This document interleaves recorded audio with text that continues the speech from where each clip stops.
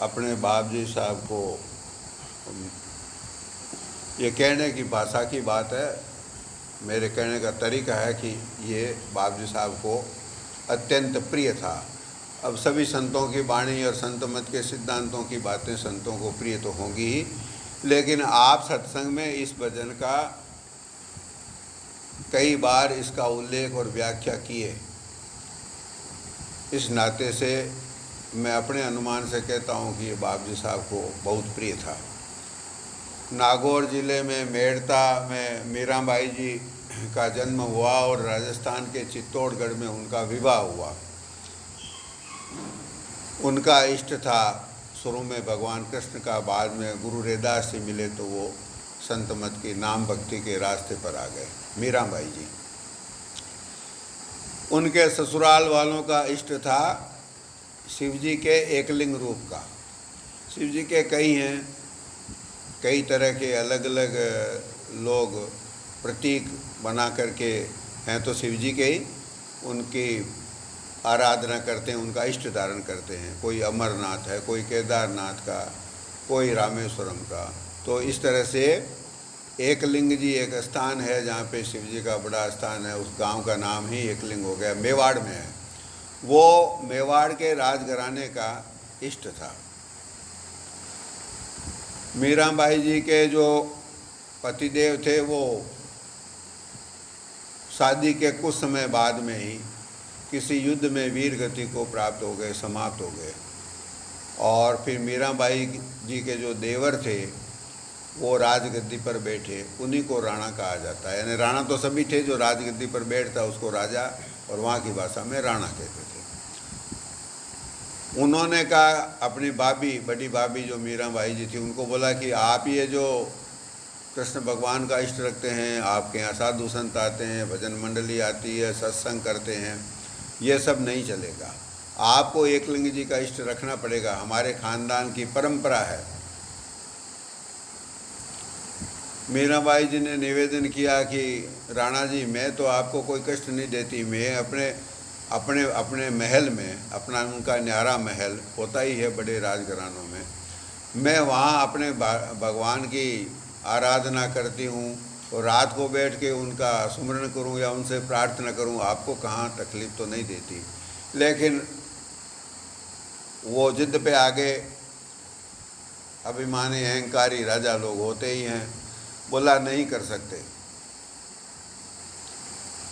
इनका नाम नहीं ले सकते, इनकी पूजा नहीं कर सकते, इनकी मूर्ति अपने महल से हटाओ, एकलिंग जी के यहाँ जाके प्रणाम करो।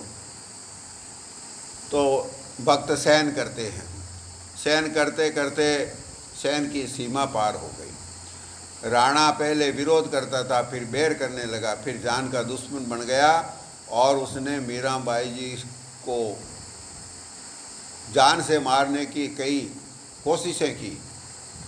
उनको जहर का प्याला तक पिला दिया गया। उनके भेंट स्वरूप जो ना का भयंकर काला नाग एक पिटारी में बंद करके उनके पास भेजा गया कि जैसे ही ये पिटारी खोलेंगे वो सांप डस जाएगा। ऐसे कई उपाय किए गए मीराबाई जी के प्राण लेने के। तो उन्होंने सोचा कि इस तरीके से तो मैं रह करके अपना भजन सुमरण नहीं कर पाऊंगी, अब क्या किया जाए, मुझे क्या करना चाहिए, इस विचार में मीराबाई जी थे। उनके गुरुदेव रैदास जी साहब उस समय तक, जब ये समस्या विकट रूप लिया और मीराबाई जी सोच रहे हैं कि हमें क्या करना चाहिए, उस समय तक रैदास जी साहब अपना शरीर त्याग कर अपने निज धाम को पधार चुके थे। अब आज्ञा लेवें तो निज रूप से तो आज्ञा ली जा सकती है, लेकिन प्रकट में गुरुदेव मौजूद नहीं हैं जगत में। तो मीराबाई जी भी वेदी अधिकारी भक्त थी, जानती थी कि गुरुदेव शरीर से मौजूद नहीं हैं, लेकिन दुनिया में जहाँ कहीं पूर्ण संत विराजते हैं वो हमारे गुरुदेव के रूप ही हैं। तो गोसाई तुलसीदास जी के प्रति मीराबाई जी के मन में वैसी श्रद्धा थी जैसी रैदास जी के प्रति थी।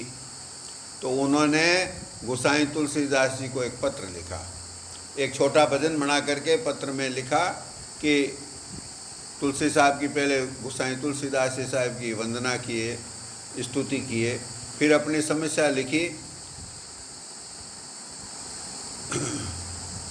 घर में सजन हमारे जेते सबन उपाय बढ़ाई, हमको कहा उचित करिबो है सो लिखियो समझाई। भजन में पहले श्री वो गोसाई तुलसीदास जी साहब की वंदना किए हैं, महिमा किए हैं, फिर अपनी समस्या लिखी है कि हमारे घर के जितने हमारे रिश्तेदार हैं उन्होंने अब उपाधि बढ़ा दी है, हमारा उस घर में रहना और निभा होना मुश्किल हो गया, हम वहाँ रह करके अपना परमार्थ कतई नहीं कमा पाएंगे। तो ऐसे बैर और विरोध के और ईर्ष्या वाले वातावरण में हम कैसे रहें? हमको क्या करना चाहिए? क्या वहीं रहना चाहिए, सहन करना चाहिए, या त्याग देना चाहिए? ये मीरा बाई विचार कर रहे थे। इसी के लिए उन्होंने आज्ञा और सलाह लेने के लिए गोसाई जी को पत्र लिखा। हमको कहा उचित करिबो है सो लिखियो समझाई, कि हमको ऐसे वातावरण में क्या करना हमारा फर्ज है, किस में हमारा फ़ायदा है, हमें क्या करना चाहिए, वो आप कृपा करके हमें समझा करके लिखें। तो ये पत्र में लिख करके मीराबाई जी ने गोसाई जी की सेवा में, अब राजघराने में महारानी जी थे, तो एक दास को, एक नौकर को वो पत्र दे करके जहाँ गोसाई जी विराजते थे वहाँ भेज दिया। मीराबाई जी के पत्र को प्राप्त करने के बाद में तुलसीदास जी साहब गोसाई जी ने इसका जवाब लिखा, जिसमें एक तो ये भजन और एक छोटा भजन और है। ये दोनों विनय पत्रिका में संकलित हैं। गोसाई तुलसीदास जी ने मीराबाई जी को स्पष्ट जो सिद्धांत है संत मत का और परमार्थ का, उसकी व्याख्या करते हुए, उसको समझाते हुए लिखा, जाके प्रिय न राम बेदे तजिए ताई कोटि बैरी सम यद्यपि परम सनेही। कोई भी परमार्थी आचार्य, महात्मा, संत, मार्गदर्शक जो होते हैं वो हमें पहला उपदेश देते हैं कि भाई किसी से बैर मत रखना, अपनी आत्मा में किसी के प्रति विरोध का भाव नहीं होना चाहिए।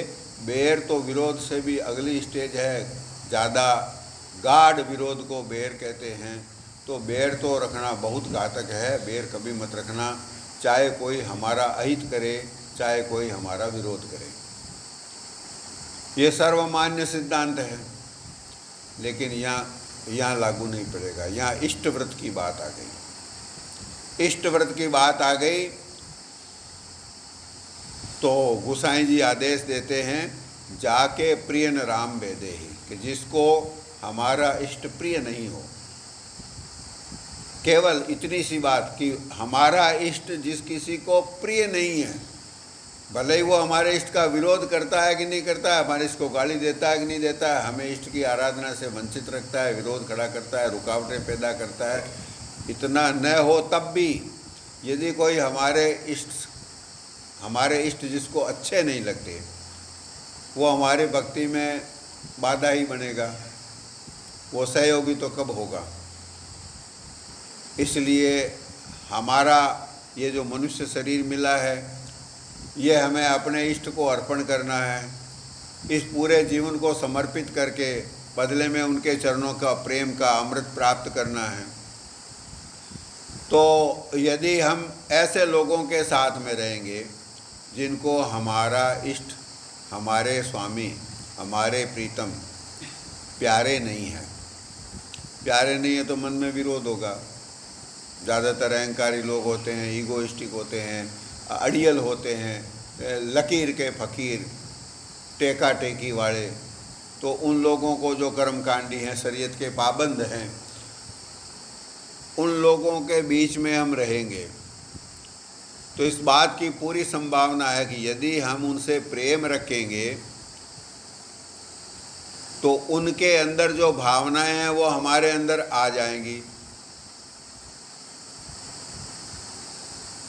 प्रहलाद के पिता हिरण्यकश्यप थे, हिरण्यकश्यप भगवान विष्णु के घोर विरोधी, विष्णु भगवान को अपशब्द कहते थे, गालियाँ निकालते थे, लड़ाई किए हुए थे कई बार, और कहते थे कि विष्णु भगवान कोई भगवान नहीं है, मैं ही भगवान हूँ।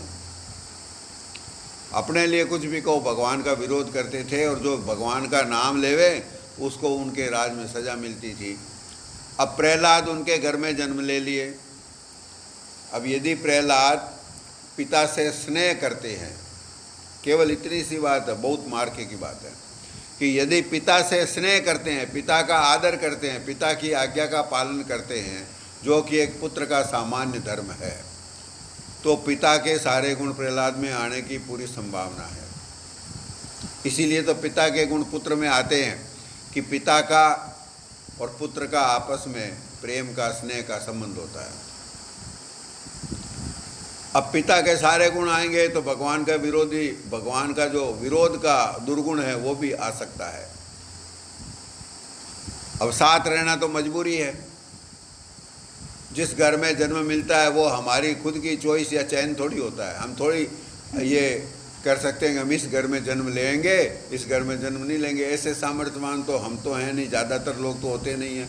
कोई कभी कोई बिरला, कोई महान आत्मा, कोई भगवान के अवतार जैसी सामर्थ्यवान आत्मा होती होगी, या भगवान स्वयं जब अवतार लेते हैं तो सोचते हैं कहाँ जाऊँ दुनिया में, जिस पर दया होती है वहाँ चले जाते हैं। वो निज तंत्र नित रघुकुल मणि पर सोपन ने विचार किया, भगवान स्वयं निज तंत्र के मालिक हैं, अपन तो है नहीं, अपन तो परतंत्र हैं।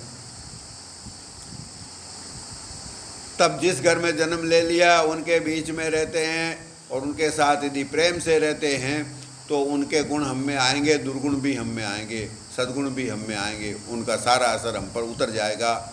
ये संग का रंग जिसको कहते हैं उसका ये अवश्यम भावी प्रभाव है। संगत का असर होता ही होता है। तब यदि रहना पड़े तो कैसा रहना चाहिए? विरोध के भाव से। यदि प्रहलाद हिरण्यकश्यप के घर में रहे और प्रेम से नहीं रहे, पिता खैर उनके बीच में मतभेद था, विरोध के रूप में रहे, राक्षसों के बीच में रहते हुए भी प्रहलाद के ऊपर राक्षसों का एक भी दुर्गुण नहीं आया। विभीषण जी लंका में रहे, राक्षसों की लंका, वहाँ का सज्जन आदमी। लंका निशिचर निकर निवासा, यहाँ कहाँ सज्जन कर बासा। यहाँ कहाँ सज्जन हो सकते हैं? हनुमान जी ने जब विभीषण जी के घर में गए रात को, पहली बार जब लंका में गए थे, तो घरों की तलाशी लेते लेते सीता माता की खोज करते करते एक ऐसे घर में पहुँचे कि जहाँ पे भगवान राम के आयुध जो हैं, भगवान राम का धनुष है, वो उस सब की दीवारों पर चित्र बने हुए हैं, राम राम लिखा हुआ है, ओम नमो ने रामाय नमः ऐसा लिखा हुआ है। और विभीषण जी जब उठ करके बैठे, रात को जमाई लिए, तो राम राम बोले, तो बोला कि ये तो भला आदमी है, कोई साधु है, ये तो भगवान का भक्त है। फिर सोचा कि भगवान का भक्त यहाँ कहाँ से आया, लंका में कैसे मिलेगा? लेकिन एक था।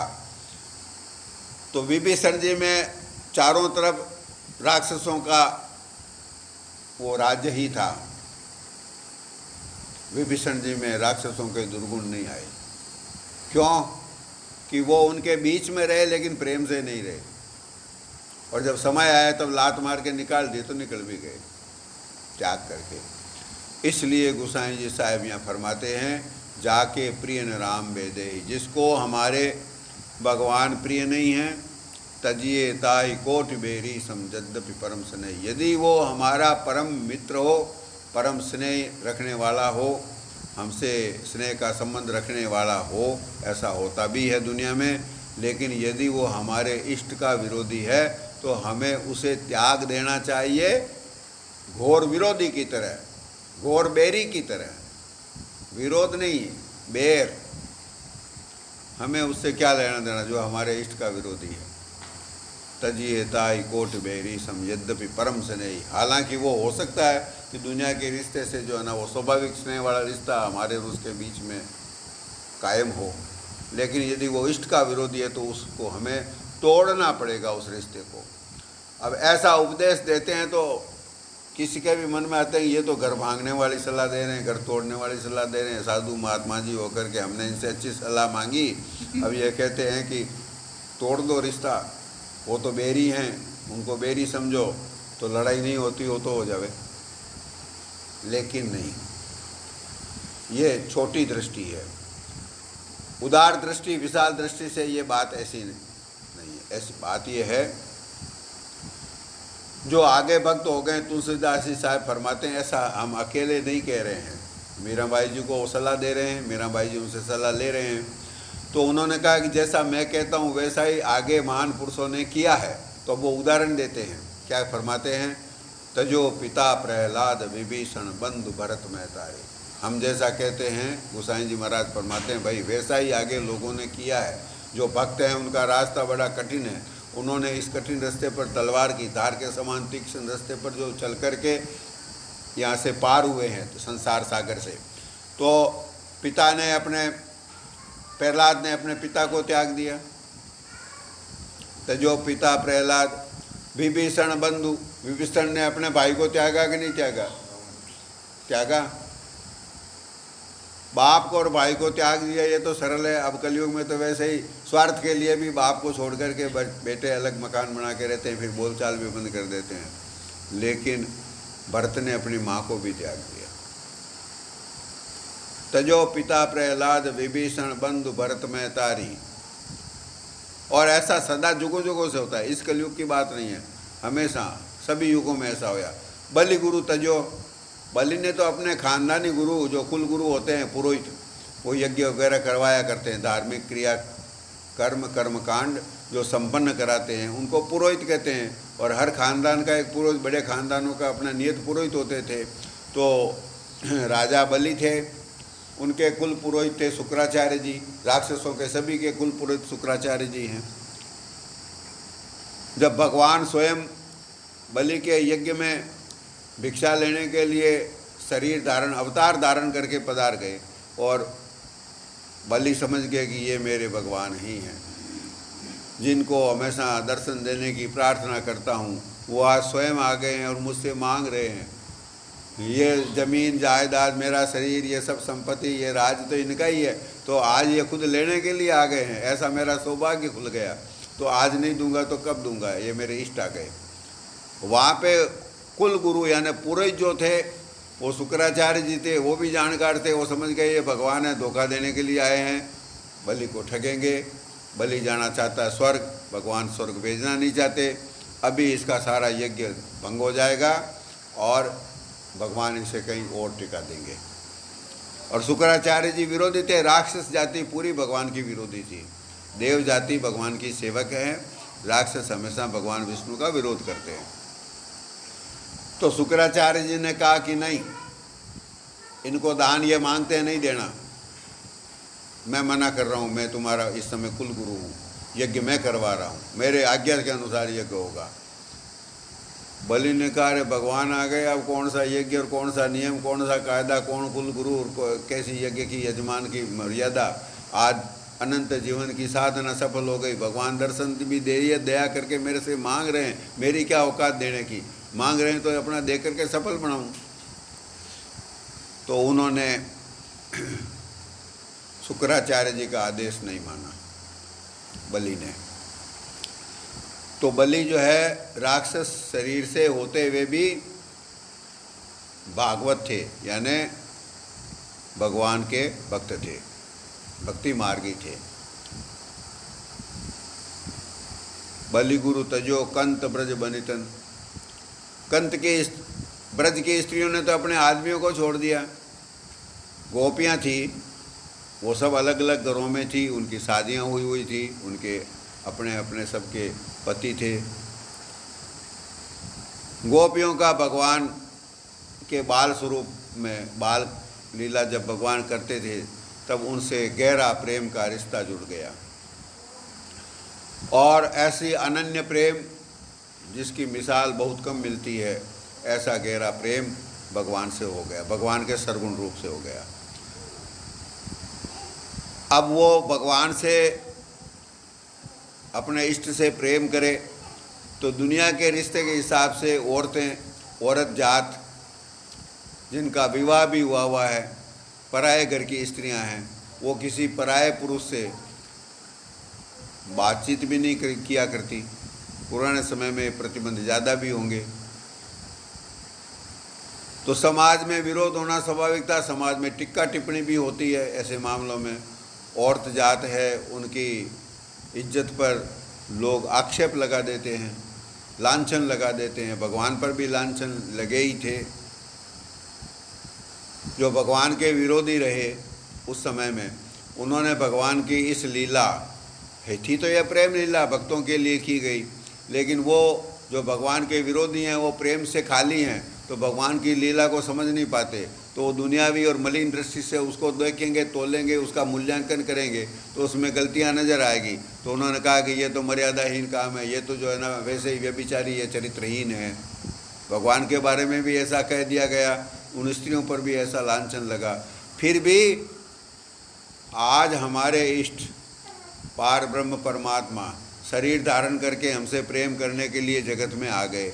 आज इस मौके को छोड़ देंगे फिर तो न तो हमें मनुष्य शरीर मिलना है, न कभी वापस परमात्मा यानी हमारे इष्ट हमें मिलेंगे कि नहीं मिलेंगे, कब मिलेंगे, अनंत समय बीत जाए तब भी न मिले तो इस मौके को थोड़ी छोड़ना है।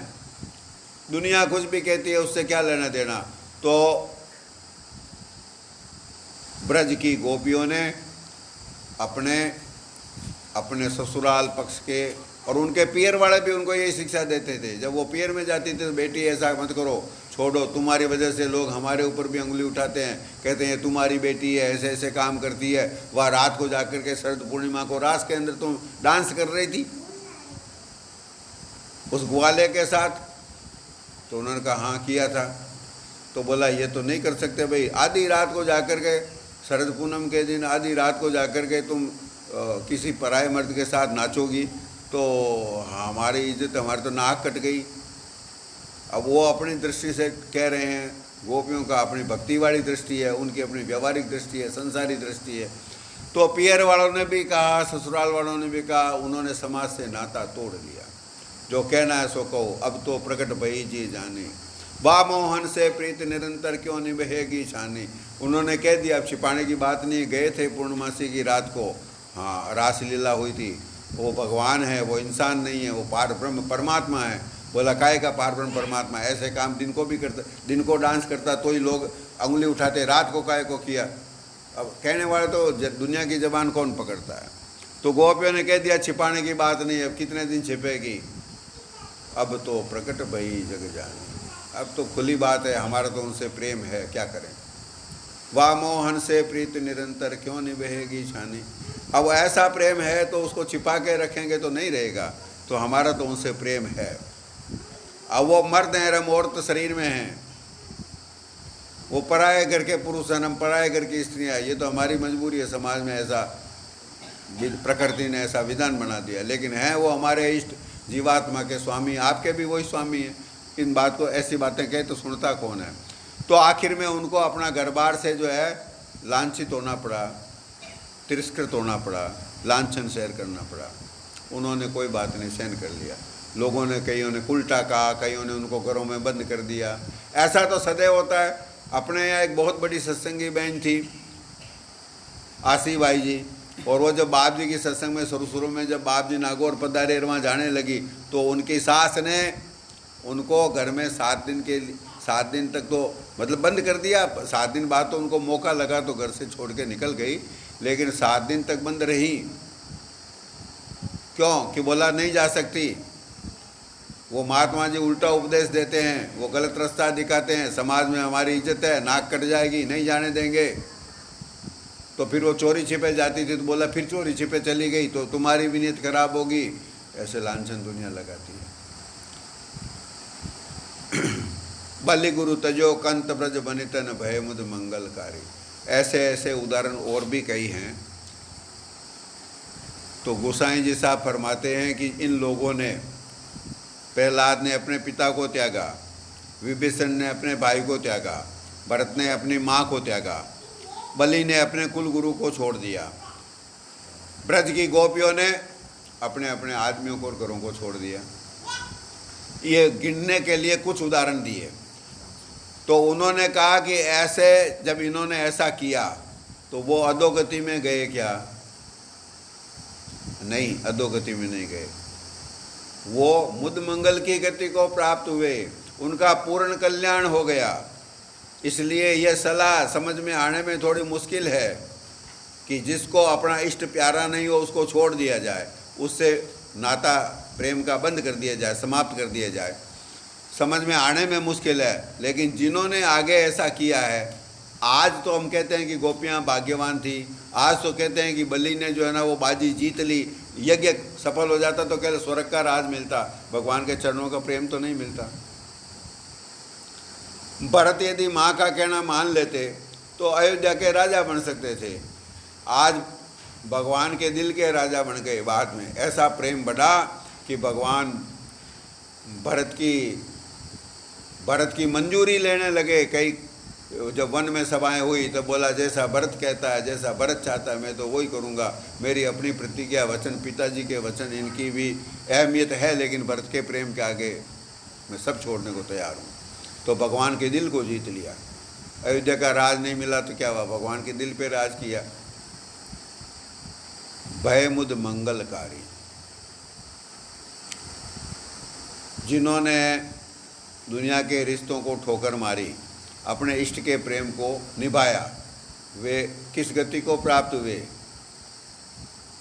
भय मुद मंगलकारी।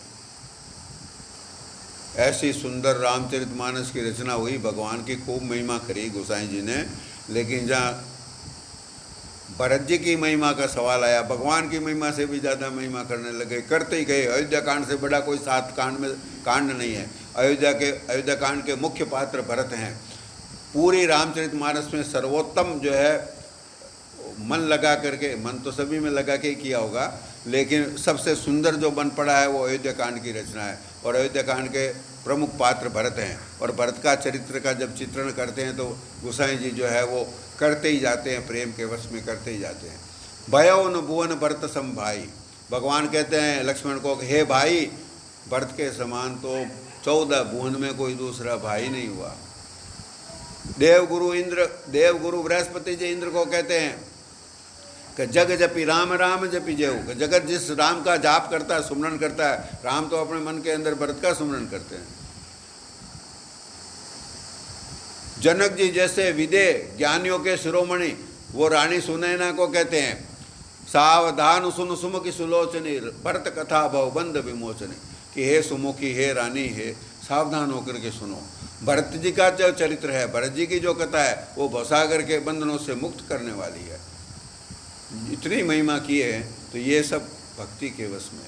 भरत जी का अधोगति में तो नहीं गए, माँ को तो उन्होंने त्याग कर दिया। दूसरा कोई माँ का त्याग कर दे तो अपन क्या कहेंगे? कपूत है। पहला एक शब्द में पूरा निर्णय हो जाता है, सपूत है कि कपूत। माँ का त्याग कर दिया, माँ से मुँह नहीं बोलता तो कपूत है। लेकिन कोई भरत को कह सकता है कपूत है? भय मुद मंगलकारी, ना तो नेह राम सो मनियत सुहृद सुसे। ये इष्ट व्रत की बात है। जो इष्ट व्रत में इस तरह से खरा उतरेगा। भरत जी को भी अपनी माँ तो प्रिय थी, माँ ने उनको पाल पोस के बड़ा किया, अपना दूध पिला के बड़ा किया। वो भी जानते थे मेरा फर्ज क्या है, लेकिन इष्ट तो इष्ट ही है, सर्वोच्च रिश्ता। भरत से कैकेयी माता का जो रिश्ता था वो शरीर का था। भरत जी का जो शरीर है वो कैकेयी माता के कोख में पला बढ़ा, और जन्म लेने के बाद में भी उन्होंने सेवा शुश्रूषा करके, पालन पोषण करके उसको बड़ा किया। इसलिए माँ का एहसान सबसे ज़्यादा। लेकिन परमात्मा तो आत्मा के मालिक हैं। भगवान इष्ट तो हमारे स्वामी, हमारी सूरत जीवात्मा के हैं। इसलिए शरीर कितना भी महत्वपूर्ण हो, आत्मा ही सबसे ज़्यादा महत्वपूर्ण होती है। ना तो नेह राम सो मनियत सुवर्द सुसे भी जहाँ लो। गोसाई जी साहब फरमाते हैं, नाता यानी रिश्ता, नेह यानी प्रेम। किससे प्रेम माने, किससे प्रेम नहीं माने, किससे नाता रखें, किससे नाता नहीं रखें, इसका आधार क्या, इसका मापदंड क्या, इसका पैमाना क्या? इसका पैमाना हमारा इष्ट।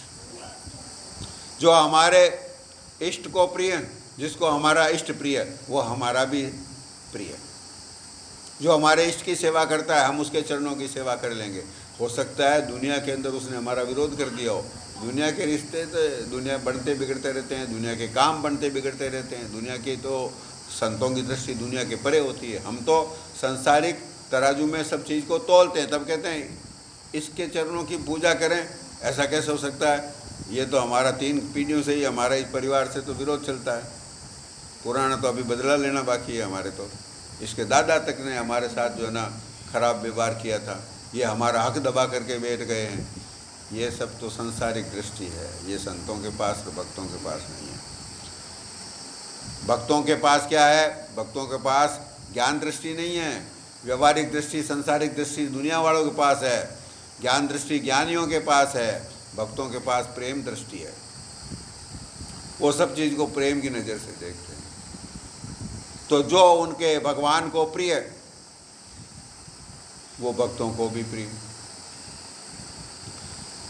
जब श्रृंगवेरपुर में भरत जी का काफिला पहुंचने लगा, तो वहाँ के जो आदिवासी जाति के राजा थे निषाद राज, उनको पता चला। पहले उनको उधर से ही भगवान गए थे, भगवान से उनकी मित्रता थी। निषाद राज ने सेवा किया, गंगा पार करवाई, फिर जाकर के ठेठ पंचकुटी तक पहुंचा करके वहाँ पंचकुटी बनवा करके फिर भगवान ने बार बार आज्ञा दी, तब अपने राजधानी वापस आए श्रृंगवेरपुर। अब श्रृंगवेरपुर में वो रहते हैं और समाचार आए कि इधर से छोटा भाई भरत, जिसको राज मिला है और भगवान को जिसकी वजह से वनवास मिला है, वो भाई भरत पूरी सेना लाव लश्कर लेकर के आ रहा है, उसी रास्ते पे जा रहा है। उन्होंने सोचा क्यों जा रहा है? शायद भगवान से बदला लेने के लिए जा रहा है, भगवान से जंगल में, भगवान को वन में अकेला समझ करके, नियतता समझ करके इसके मन में कोई कुटिलता हो सकती है, खोट हो सकती है, इसलिए ये मेरे भगवान को कष्ट देने के लिए जा रहा है। तो मैं तो इसको गंगा जी पार ही नहीं उतरने दूंगा यहीं से।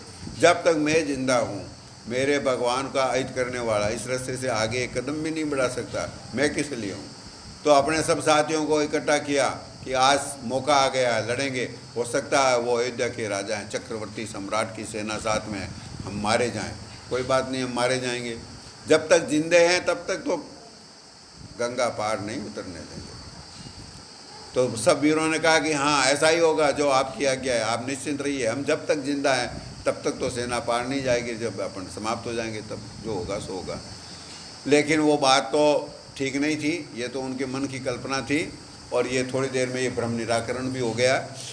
तब उन्हें पता चला कि ये भरत तो अत्यंत गहरे प्रेम की दशा में, भगवान के प्रति इनके मन में अगाध श्रद्धा, अगाध प्रेम, अगाध विश्वास है और ये भगवान को मनाने के लिए जा रहे हैं। ये राज सिंहासन पर बैठे भी नहीं है, ये बैठना चाहते भी नहीं है, इन्होंने अपनी माँ का त्याग कर दिया है। तब निषाद राज उनके सामने मिलने के लिए गए, दूर से ही जमीन पर झुक करके प्रणाम किया। दूर से जब जमीन पे झुक के प्रणाम किया तो जो साथ में सेवक थे उन्होंने कहा कि ये श्रृंगवेरपुर की आदिवासी कबीले का राजा है और इसने भगवान की बड़ी सेवा करी थी। भगवान इसके यहाँ एक रात रुके थे, यहीं से भगवान ने जो है ना रथ का परित्याग किया और जटाजूट यानी तपस्वी का वेश बनाया और गंगा पार करके गए। निषाद राज साथ में गए और ठेठ पंचकुटी तक पहुंचा करके, पंचवटी तक पहुंचा करके आए। और पंचवटी नहीं, चित्रकूट तक नहीं, चित्रकूट तक, पंचवटी तो नासिक में बनाए थे, चित्रकूट तक पहुंचा करके आए, मंदाकिनी के किनारे तक। इन्होंने बड़ी सेवा करी है। तो भरत जी इतने प्रसन्न हुए कि मेरे स्वामी की सेवा करने वाला, मेरे स्वामी का प्यारा, मेरे स्वामी से मित्र भाव रखने वाला एक भक्त सामने आ रहा है। भरत जी बाएं फैला करके दौड़े और वो जो प्रणाम कर रहे थे निषाद राज को, उनको उठा के छाती से लगा लिया। अब गुरु वशिष्ठ जी और दूसरे समझदार लोग रथों में बैठ करके देख रहे हैं कि अरे ये निषाद राज जंगली जाति का जंगली आदमी, इसको भरत ने अपने सीने से लगाया, गदगद हो गए, इतने खुश हुए कि जितने भगवान ही इस समय मिल गए हों। किस नाते से? वो भगवान की सेवा किया हुआ था, वो भगवान का प्रेमी था, भगवान से मित्र भाव की भक्ति रखता था। ना तो नेह राम सो मुनित, ये नीची जाति का है, ओछी जाति का है, निषाद है, केवट है, ऐसा विचार नहीं करते भक्त। भक्तों की दृष्टि प्रेम दृष्टि होती है। तो गोसाई जी साहब आज्ञा देते हैं, नातो नेह राम सो मुनित। नाता और रिश्ता और प्रेम, जो भगवान का प्रेमी वो अपना प्रेमी, जो भगवान का मित्र वो हमारा भी पूजनीय, हमारे लिए श्रद्धेय, जो भगवान का सेवक वो हमारे लिए बड़ा, हमारा भी वो सेवा का पात्र, हमारा भी वो स्वामी। भगवान स्वामी तो भगवान का मित्र स्वामी ही होगा ना। ना तो नेह राम सो मनित सुहृद सुसेव्य जहाँ लो, वही तो हमारा सहृदय है, वही हमारी सेवा करने के काबिल है। कौन? जो भगवान का प्रेमी है। जातो हो सने नहीं, अंजन कहा आंख जई फूटे, बहुत तक कहो कहाँ लो। अब बड़े लोग, बड़ी बात कहने वाले और बड़े श्रोता बड़ी बात को सुनकर के समझने वाले दुनिया में कम मिलते हैं। कहने वाले गोसाई तुलसीदास जी साहब, जगत में आज तो उनकी ख्याति अपने जैसे लोग भी जानते हैं कि बड़े महान संत हुए, ऐसी सुंदर रामचरितमानस लिख दी जैसी तो कोई ग्रंथ ने तो पहले था ना आगे होगा। सारे शास्त्रों का, धर्म ग्रंथों का, परमार्थ के सिद्धांतों का, संत मत का, वेद मत का, पुराण मत का, सबका सार लेकर के ऐसी मधुर रचना की, ऐसी सुंदर कथा की ओट में कि जिसको आम आदमी चाहे पढ़ा लिखा हो चाहे नहीं पढ़े लिखा हो, रामचरितमानस सबके कंठ में बसती है। हिंदुस्तान में जितना हिंदी भाषा का विकास यूनिवर्सिटियों में नहीं हुआ, उतना तो एक रामचरितमानस की कृपा से हो गया। जितने परमार्थ के और समाज के, परिवार की नीतियों के, समाज नीति के, आपसी रिश्तों के जो ऊंचे मूल्य और मर्यादाएं हैं, जितनी स्थापना, जितना प्रचार, जितनी समझ लोगों को रामचरितमानस की कथा से इन बड़े बड़े ऊंची ऊंची बातों की समझ आई, उतनी तो शिक्षा जो है ना उपदेश के ग्रंथों में और उपदेश के प्रवचनों से आ ही नहीं सकती। ये तो उनकी दया है, जो उन्होंने दया करके बना दिया।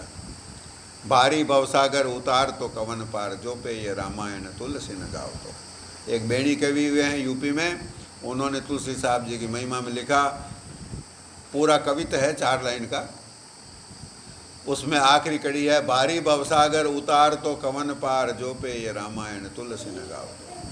तो ऐसी सुंदर रचना उन्होंने करी। तो जब बड़ी बात को कहने वाले वक्ता और बड़ी बात को सुनने वाले श्रेष्ठ श्रोता हों, तभी तो बात का मर्म थोड़े से में समझ में आता है। इसलिए गोसाई जी साहब लिखते हैं, श्रोता तो हैं मीराबाई जी से सुपात्र, कहने वाले स्वयं संत शिरोमणि गोसाई तुलसीदास जी। तो उन्होंने कहा, अंजन कहा आंख जई फूटे। ज़्यादा क्या कहें, आप समझदार हैं। आँख में अंजन लगाया जाता है आँख की नज़र की ज्योति बढ़ाने के लिए, दृष्टि को सुधारने के लिए। किसी की नज़र में, आँख में दृष्टि दोष हो, नज़र कम हो, कोई छोटा बड़ा विकार हो, आँख में कोई रोग हो, तो अंजन मंजन दवा डाली जाती है। वो आँख की तकलीफ को दूर करने के लिए डालते हैं ना। लेकिन यदि कोई ऐसा अंजन हो, ऐसी दवा हो, ऐसा काजल हो कि जिसको आँख में डालें, आँख में काजल डाला आँख की सफाई के लिए, आँख में काजल डाला आँख की सुंदरता के लिए, आँख में काजल डाला रोशनी को बढ़ाने के लिए, और ऐसा काजल हो कि आँख में काजल डाले आँख फूट जाए, यानी अंधे हो जाएं, तो ऐसा काजल किस काम का भाई। तो यही गोसाई जी फरमाते हैं कि यदि कोई भगवान का प्रेमी नहीं है, यदि कोई हमारे इष्ट का विरोधी है, उससे प्रेम रखेंगे तो हमारा तो सर्वस्व डूब जाएगा, हमारी तो लुटिया ही डूब जाएगी। अंजन कहा आँख जई फूटे, ऐसा क्या काजल डाल लिया कि आँख फूट गई, ऐसा क्या रिश्ता रख लिया कि भगवान से तो पहले ही दूर थे, अब तो अधोगति में चले गए, भवसागर के गर्त में चले गए। उनके साथ रह करके हमारे दिल में भगवान के प्रति वैमनस्य पनप जाए। यदि हम रावण के साथ रहें, प्रेम से रहें, हमारे दिल में भगवान के प्रति वैमनस्य पनप जाए, तो हम तो जाएंगे भवसागर के पेंदे में ही जाएंगे, ऊपर कहाँ से तिरेंगे। अभी कम से कम भवसागर के किनारे तीर पर आए हुए हैं, ऊंचाई पर हैं, यहाँ से तो पार लगाया जा सकता है भवसागर, और वहाँ नीचे चले गए तो डूबेंगे। तो अंजन कहा आँख जई फूटे, बहु तक कहों कहाँ लो। उन्होंने फरमाया कि आप समझदार हैं, ऐसा काजल नहीं डाला जाता जिससे आँख फूट जाती है। इससे ज़्यादा मैं अब और क्या कहूँ। बात को बड़ा चढ़ा के कहने के बजाय मर्म की बात इशारे में कही जाती है। सज्जन आदमी इशारे में कहते हैं और सज्जन आदमी इशारे में समझते हैं। तुलसी सो सब भांति पूज्य है, सोई प्राण ते प्यारो। गोसाई जी साहब कहते हैं वही तो हमारे लिए सब तरह से पूजनीय होगा। दुनिया में है तो कुछ हमारे लिए आदरणीय होंगे, कुछ हमारे लिए स्नेह करने के पात्र होंगे, कुछ हमारे लिए मित्रता के पात्र होंगे, कोई भाईचारा वाले होंगे, कईयों से दुनियावी रिश्ते होते हैं, सामान्य व्यवहार के रिश्ते होते हैं। पूजनीय वो है जो भगवान से प्रेम रखने वाला है, जिसके साथ रहने से हमारा भी भगवान के चरणों में प्रेम बढ़े, वो हमारी पूजा के काबिल है। तुलसी सो सब भांति पूज्य है, सोई प्राण ते प्यारो। भक्तों को तो वही प्राणों से प्यारा होगा। जाते होय स्नेह राम पद, जिसकी वजह से, जिसके माध्यम से, जिसके जरिए से, जिसके साथ रहने से, जिसकी सेवा पूजा बंदगी करने से, सेवा पूजा बंदगी करें या करवा लें उससे कोई फर्क नहीं पड़ता। कोई छोटा है उम्र में, सामाजिक दृष्टि से छोटा है, वो सेवा करता है और हम करवा लेते हैं, तब कोई गलत नहीं हो गया। वो प्रेमी है भगवान का, तो उससे जो स्नेह का रिश्ता जुड़ गया, सेवा करने से भी स्नेह का रिश्ता जुड़ता है, सेवा करवाने से भी जुड़ता है। तो सेवा करवावें या सेवा करें इससे फर्क नहीं पड़ता। यदि उससे प्रेम रखेंगे तो हमारा भी भगवान के चरणों में प्रेम कुछ बढ़ेगा, हमें भी कुछ प्रेम की दौलत मिलेगी, दात मिलेगी। इसलिए वही हमारे लिए पूजनीय है, वही हमारे प्राणों से प्यारा है। ए तो मतो हमारो। अब गोसाई जी से पूछा था ना कि हमको कहा उचित करीबो है, सो लिखियो समझाई, कि हमें इस परिस्थिति में मीराबाई जी ने निवेदन किया था कि मुझे इस परिस्थिति में क्या करना उचित है, वो आप कृपा करके मुझे समझा करके लिखें, मेरा मार्गदर्शन करें। तो उसके जवाब में गोसाई जी फरमाते हैं ए तो मतो हमारो। भाई मेरा तो, हमारा तो यही मत है। और गोसाई जी ने तो अपने मत यानी उनकी जो राय थी उसको शास्त्रोक्त तरीके से सिद्ध किया, प्रमाण दिए। छोटी सी थोड़ी सी 6 लाइन के इस संदेश में कितने श्रेष्ठ प्रमाण दिए, कितनी ऊंची बात समझा के कह दी। ये इष्ट व्रत का सार है। इष्ट व्रत ऐसा ही होता है, अपने इष्ट के, अपना इष्ट जो हमें प्रिय है वैसा सबको प्रिय हो ये तो नहीं हो सकता, लेकिन जो उसका विरोध करता है उसके साथ संबंध नहीं रखेंगे। जो हमारे इष्ट का सम्मान करे वो ठीक है, उनके साथ रह सकते हैं, उनसे प्रेम कर सकते हैं। और जो हमारे इष्ट से खुद प्रेम करता है, जो हमारे इष्ट के प्रति अदब और श्रद्धा रखता है, वो हमारा पूजनीय है। और जिसके दिल में हमारे इष्ट के प्रति गहरा प्यार है, उसके साथ रहने से हमें भी वो प्यार मिलेगा, वो हमारा प्राणों से प्यारा है। तुलसी सो सब भांति पूज्य है, सोई प्राण ते प्यारो। वह हमारा प्राणों से प्यारा कौन? जाते होय स्नेह राम पद, जिसके जरिए से, जिसकी वजह से हमारा भी भगवान के चरणों में प्रेम हो जाए, वो हमारे प्राणों से प्यारा। ये इष्ट व्रत का सार है जो गोसाई जी साहब ने दया करके फरमाया। और जरिया बने मीराबाई जी। और इस बात को बाप जी साहब, मैंने बचपन में कम उम्र में, तो मैं जब छोटा था तब तक तो बाप जी के सत्संग दर्शन का मुझे लाभ बाप जी का बख्शा हुआ मिला, उसके बाद तो मिला नहीं। तो ये मैंने उस कम उम्र में ही कई बार ये भजन भी सुन लिया था, और इसके ऊपर जो बाप जी तत्व गर्भित, सार गर्भित व्याख्या प्रवचन फरमाते थे वो भी सुना।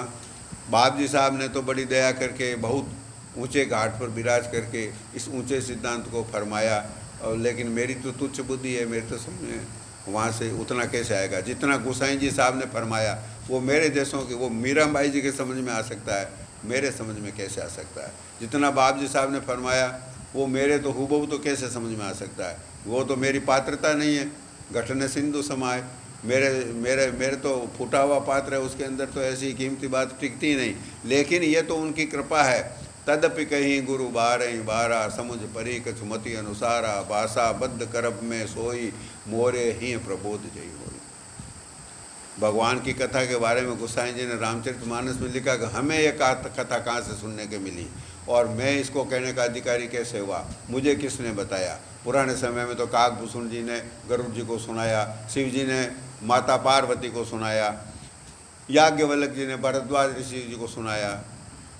लेकिन गोसाई जी कहते हैं, मैं पुनि निज गुरु सन सुनी, कथा सो सुकर खेत, समुझी नहीं तस बालपन, तब अति रहूँ अचेत। तदपि कहीं गुरु बारही बारा, समुझ परी कछु मति अनुसारा, भाषा बद्ध करब में सोई, मोरे ही प्रबोध जई होई। कि हमने गोसाई जी साहब फरमाते हैं, उनके गुरु महाराज थे नरहरियानंद जी, उन्होंने सूकर क्षेत्र में उनके मुखारबिंद से ये सब परमार्थ सिद्धांत सुने थे। तो उन्होंने कहा कि मैं पुण्य निज गुरु सन। मैंने फिर कहाँ से सुनी, पहले कहा कि भाई इन बड़े बड़े लोगों ने, इन बड़े बड़े श्रोताओं को ये कथा कही। फिर हमने कहाँ से सुनी, तो गोसाई जी फरमाते हैं हमने अपने गुरु से सुनी।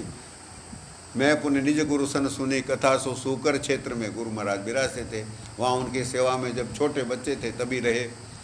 और गुरुदेव ने खूब दया करके अच्छे से समझाया। गोसाई जी कहते हैं उन्होंने समझाया, लेकिन मैं कैसे समझता मैं तो मंदबुद्धि का बालक। मैं श्रोता बकता ज्ञान निधि, कथा राम के गूढ़, किमि समुझों में जीव जड़, कलिमल ग्रसित विमूढ़।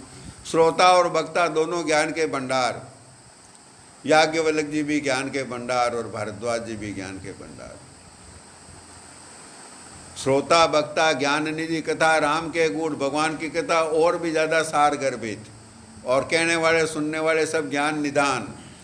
किम समुझों में जीव जड़ कलिमल, मैं मूर्ख नादान, कलयुग के मेल से ग्रसित मेरी बुद्धि इस ऊंचे सिद्धांत को, इस पवित्र कथा को कैसे समझ सकता था।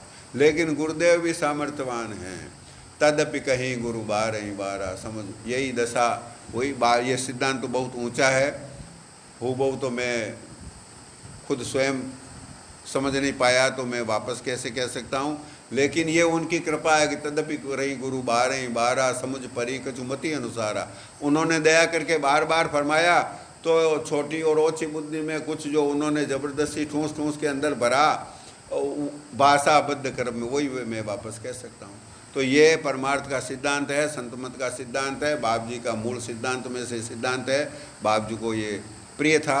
संतों को तो इष्टव्रत प्रिय होता ही है, लेकिन ये प्रसंग भी प्रिय था। इतनी ही भूमिका जो पहले शुरू में मैंने गढ़ने की कोशिश करी कि मीराबाई जी थे, उनको ये समस्या थी, उन्होंने तुलसीदास जी साहब से इस तरह से मार्गदर्शन मांगा।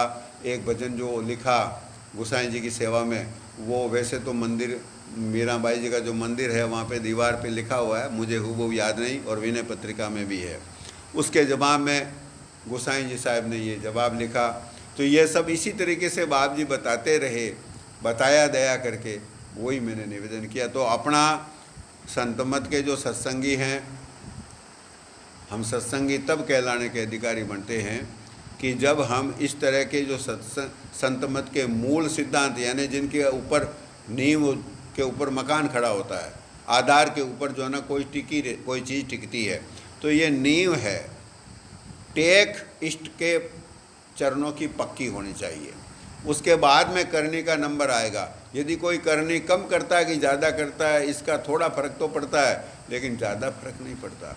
यदि कोई खूब सुमरन भजन करे और अपने इष्ट की टेक में कमज़ोर हो, कोई स्त्री, जैसे अपने पुराने समाज में सनातन धर्म के हैं, हिंदू समाज के हम लोग हैं, तो अपने यहाँ पे पतिव्रत धर्म की बड़ी महिमा है।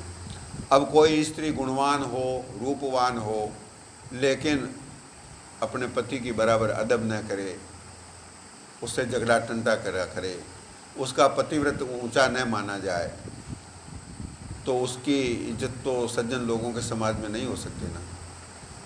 बस इष्ट व्रत की तुलना पतिव्रत से की गई है। कबीर साहब ने फरमाया है, उसी आखिरी बात के साथ अब समाप्त करते हैं। कबीर साहब ने फरमाया है कि यदि और कुछ न निभे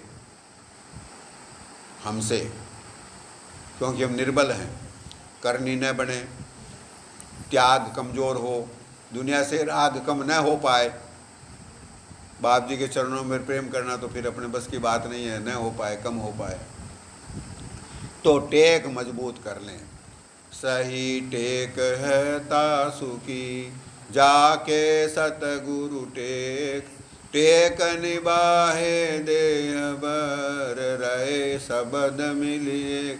हर जगह सभी संतों ने ये बात स्पष्ट तौर से कही है कि शब्द की दौलत नहीं मिलती, इसके बारे में ज़्यादा चिंता करने की ज़रूरत नहीं है। शब्द की दौलत मिलेगी क्या, दी जाती है, हम कमा लेंगे, इस भ्रम में, इस मुगालते में नहीं रहना चाहिए। बाप जी दया करके देंगे, ये अकाट्य सिद्धांत है। इसलिए वो जब देंगे तब अपने बस की बात नहीं है, किसी को जल्दी देवें, अपने हिसाब से जल्दी और देरी होती है, बाप जी के हिसाब से तो कोई देरी जल्दी नहीं होती है, सब काम समय पे ही होता है। लेकिन हमें लगता है देरी हो गई, हमें लगता है जल्दी हो गई, ये हमारी दृष्टि का फर्क है। क्यों, हमें अपनी कमियां पता नहीं, इसलिए हम सोचते हैं कि क्यों नहीं मिली दात प्रेम की। अब मिलेगी तो समय पे मिलेगी, अभी हम सुपात्र नहीं हुए, हम सोचते हैं हमारे अंदर क्या कमी है, इतनी कोशिश तो करते हैं। ये हमारे समझने का फ़र्क हो सकता है, फ़र्क ही है। हमारा फर्ज इतना है कि हम टेक पर पक्के रहें, दात देने वाला अपने आप समय पे देगा ही देगा। ये सदगुरु कबीर साहब जी ने हमें आश्वासन दिया है। सही टेक है तासु की, जाके सतगुरु टेक। टेक का स्वरूप वही श्रेष्ठ है, वही संपूर्ण रूप से अच्छा है कि जिसके अपने सदगुरु की टेक हो। क्यों कि शब्द तो अरूपी रूप में है, बाद में मिलेगा, और बाकी पुराने संत जो हैं वो निर्गुण रूप में हो गए, मालिक निर्गुण रूप में अपने धाम में विराजमान हैं। उनकी टेक धारण करें तो कैसे करें, वो लखने में जो चीज़ नहीं आती है उसको कैसे पकड़ें, जो अगम है उसके वहाँ तक हमारी गम नहीं है, तो फिर बुद्धि की भी गम नहीं है, विचार भी क्या करें, उनके गुणों का विचार भी नहीं किया जा सकता। सतगुरु यानी देहधारी गुरुदेव के चरणों की पक्की टेक, बस ये पूरे जीवन आखिरी सांस तक निभानी है। संकट आ जाए तो, संकट कम आ गया था जब रावण ने लात मार दी थी, अरे पता नहीं विभीषण अब बचेगा कि नहीं बचेगा। रावण जिसको लात मार दे और जिसका विरोधी हो जाए, बैरी हो जाए, उस समय रावण के जैसा सूरवीर प्रतापी कोई था त्रिलोकी में, कहीं पे भी जाके लात मारे तो सब लात खाते थे और माफ़ी मांगते थे, और वो तो भी माफ़ नहीं करे तो मरना ही पड़ता था। ऐसे प्रबल शत्रु से विरोध मोल, बेर मोल लेने के बाद में कोई बच सकता है? ऐसे संकट में भी विभीषण जी ने टेक नहीं छोड़ी तो बाल विवाह का नहीं हुआ।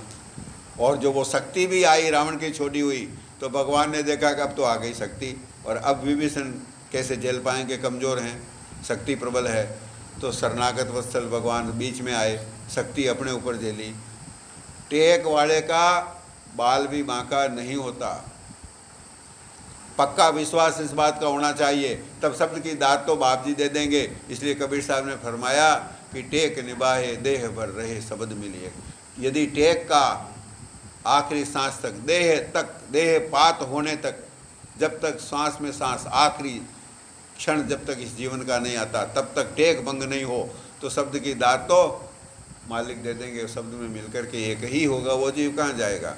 आखिरी क्षण में भी उधर ही ध्यान लगा तो उधर ही जाएगा, और दूसरी तरफ जा नहीं सकता। आशा तां बासा का नियम है। इसी बात के साथ विराम। पतिव्रता मेली भली, काली कुरुचिक कुरूप। पतिव्रता मेली भली, काली कुचिल कुरूप। पतिव्रता